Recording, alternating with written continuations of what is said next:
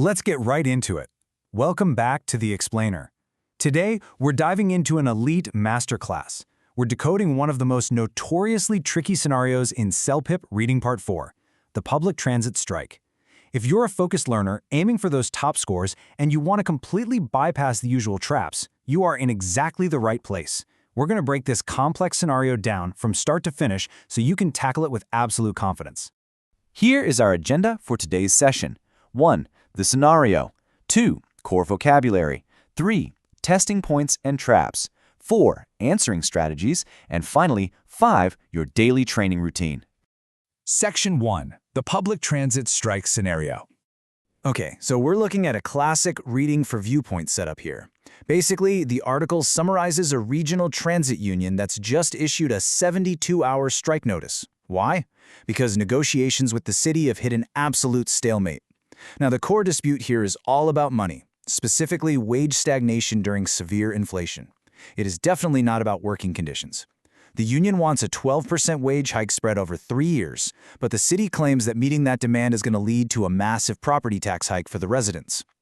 Following that objective report, boom, we get the second viewpoint, a follow-up letter from a totally frustrated local business owner. They're arguing that this impending gridlock is literally going to devastate downtown foot traffic, right as they're just starting to recover from the pandemic.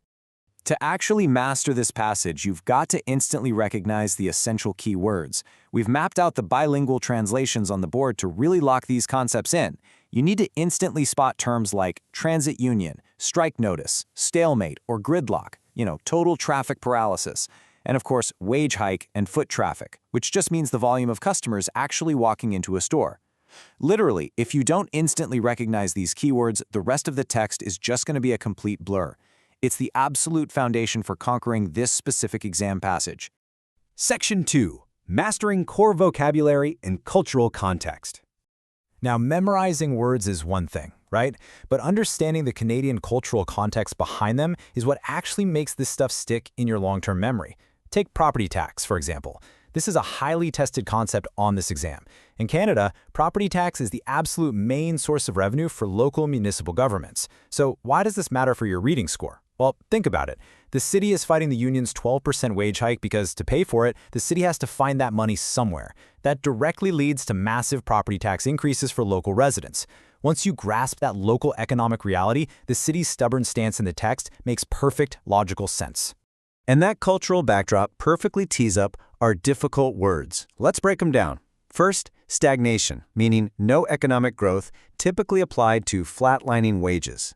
Then we have impending, which describes an approaching negative event, like an impending strike. Devastate simply means to severely damage or ruin. And negotiations, which is synonymous with collective bargaining. Notice the massive viewpoint contrast here. You've got the union complaining about wage stagnation, while the business owner is absolutely terrified of an impending and devastating gridlock. These words perfectly capture their opposing attitudes. Section 3. Exam points and traps. All right, let's analyze the psychological warfare of this exam. There are 3 core testing points you absolutely must identify. First, the core dispute.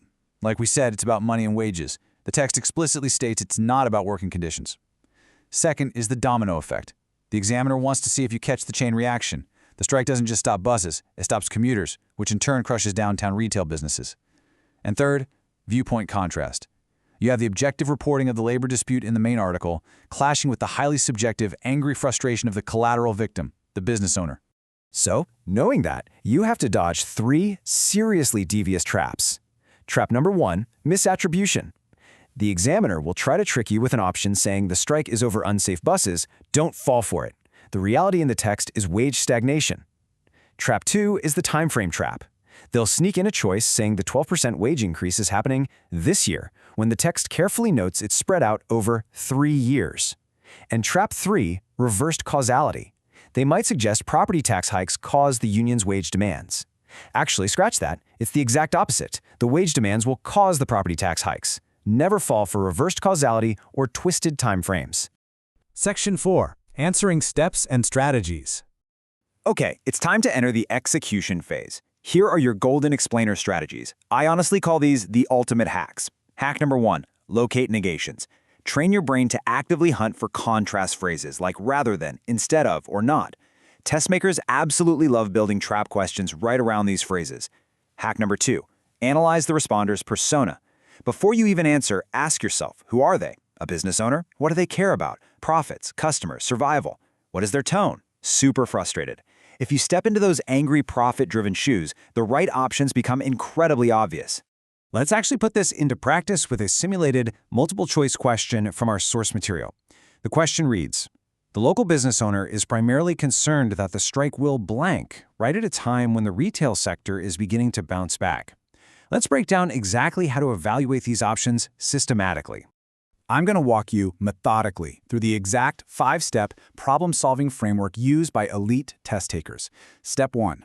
Identify the subject. We are looking specifically for the local business owner's concern, no one else's.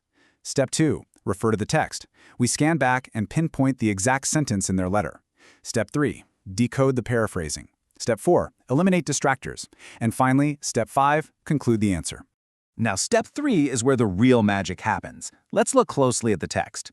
The original says the gridlock will devastate foot traffic just as businesses recover from the pandemic. But look at the exam paraphrase. It changes this to significantly reduce potential customers right as the sector is beginning to bounce back. See what they did there? They completely substituted the vocabulary. This visually demonstrates why searching for exact word matches is a dangerously bad habit. You have to hunt for matching meanings, not matching letters. Right, so let's execute step 4 and eliminate the distractors. Option A, forcing employees to ask for a raise. The examiner totally invented that out of thin air. Option C, causing an increase in property taxes. Well, that is a real fact from the text, but wait, that's the city's concern, not the business owners. See the trap? Option D, improving working conditions. That's the union's territory, and honestly, they aren't even striking over conditions anyway. That leaves us with option B, significantly reduce the number of potential customers. It's logically coherent, fits the persona perfectly, and is absolutely the correct answer. Section 5. Daily CELPIP Training Routine. Awesome work getting through that. But listen, knowing how to solve one problem is a great start. But building the daily habits required for long-term success, that's the whole shebang. The absolute biggest takeaway from our coach's advice today is this. Completely abandon the habit of looking for the original word. This test evaluates your logical coherence and your lexical range, your vocabulary breadth. To build that organically, you need a strict, structured, daily training checklist. So here is your daily homework breakdown. Number 1, extensive reading. Spend exactly 15 minutes a day reading Canadian local news. Focus heavily on topics tagged with housing, unions, pipelines, or inflation so you build up that critical cultural context. Number 2, active substitution. The very moment you learn a new word, proactively map out its synonyms. If you learn implement, you've got to instantly learn roll out and enforce. And number 3, structural deconstruction. When reading or listening to the news, don't obsess over every single word. Focus on grabbing the structure. The subject, who's doing it, the verb, what are they doing, and the attitude, are they for it or against it. And that brings us to the end of our explainer. I want to leave you with one final provocative question. Will you finally abandon the dangerous exact word match trap and start analyzing text with objective, rational logic today? I really challenge you to apply these structural techniques immediately in your very next practice session. Once you do, you're going to start seeing through those examiner's tricks instantly. Thanks for diving deep into this material with me, and keep up the fantastic learning.